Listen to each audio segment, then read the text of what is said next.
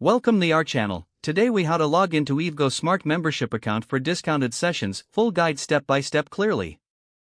To log into your EVgo Smart Membership account, begin by opening your preferred web browser. In the address bar, type in the URL www.evgo.com. Press enter to navigate to the EVgo homepage. Once the page loads, locate the login button at the top right corner. Click on the login button to proceed. You will be directed to the login page. Here, you will see two fields for your login credentials. Enter your registered email address in the first field. Next, input your password in the second field. Double-check both entries for accuracy. If you have forgotten your password, click on the Forgot Password link. Follow the prompts to reset your password if necessary. Once your information is entered correctly, click the Login button. Wait a moment as the system processes your login request. If your credentials are correct, you will be redirected to your account dashboard.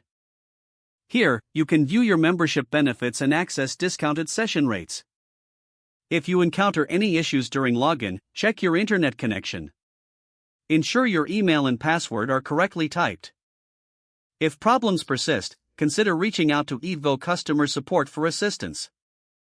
Now you are ready to enjoy the discounts offered through your EVgo Smart Membership account. If the page does not load, refresh the browser or try again in a private or incognito window.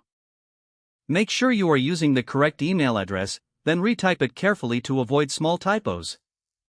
If your password is not accepted, use the reset option and create a new strong password you can remember. Check your spam folder for verification or security emails, then complete any requested confirmation steps. Enable two-factor authentication if available to improve account security and reduce unauthorized access risk. After signing in, review your profile details so your contact information and settings are accurate and current.